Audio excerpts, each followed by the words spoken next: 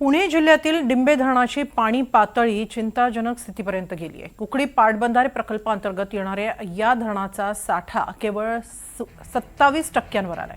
घटत्या पाणी साठ्यामुळे शेतीसाठी तसंच पिण्याच्या पाण्यासाठी भविष्यात अडचणी निर्माण होऊ शकतात।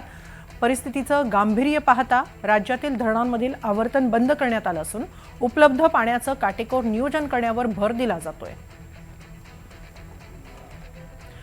या परिस्थितीचा आढावा घेतला आमचे प्रतिनिधी अविनाश पवार यांनी।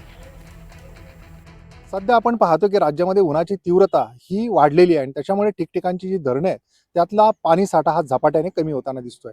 मी आता पुणे जिल्ह्यातल्या डिंबे धरणापाशी आहे, जे कुकडी पाटबंधारे अंतर्गत हे धरण येतं। आता जर माझ्या बाजूला पाहिलं तर या धरणामधला जर पाणी साठा पाहिला तर अत्यंत कमी होत असल्याचं आपल्याला चित्र पाहायला मिळते।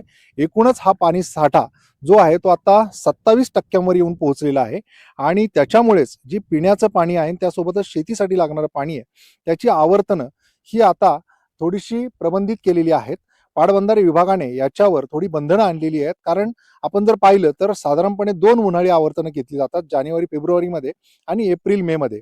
आता 2026 मध्ये हा जो पाणी साठा आहे तो सातत्याने कमी झाल्याच्या ज्या नोंदी आहेत त्या पाटबंधारे विभागाकडे, आणि आपण जर पाहिलं तर अल निनोचा जो प्रभाव आहे तो देखील मोठ्या प्रमाणात हा आपल्याला यंदाच्या पावसावर होण्याची शक्यता निर्माण झाल्यामुळे सरकारने या बाबतीत आता पावलं उचलण्यास सुरुवात केलेली आहे।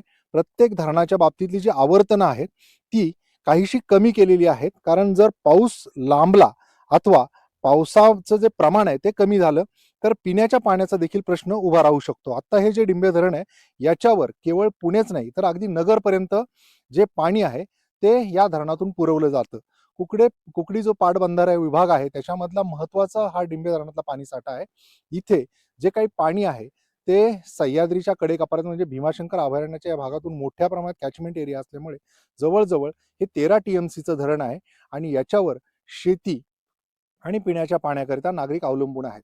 आता जो 27% पाणी साठा आलेला आहे तो अजून जर आपण पाहिलं उन्हाळा हा जर पूर्ण करण्याकरता शेतीची आवर्तनं दिली तर अगदी मृत साठ्यापर्यंत येऊ शकतो। त्याच्यामुळे ही जी आवर्तनं आहे ती कमी केली गेलेली आहे। त्याच्यामुळे शेतीचा बाबतीतला प्रश्न हा नजीकच्या काळात उभा राहू शकतो। मात्र पिण्याच्या पाण्याच्या बाबतीतली ही जी काही दक्षता आहे ती देखील पाटबंधारे विभागाला घेणं गरजेचं आहे। त्याच्यामुळे आता येत्या काळामध्ये पाऊस कशा पद्धतीने पडतोय, हवामानाचा अंदाज कसा असेल यावरच संपूर्ण हे सगळं वेळापत्रक अवलंबून असणार आहे। अविनाश पवार, NDT मराठी, डिंबे, पुणे।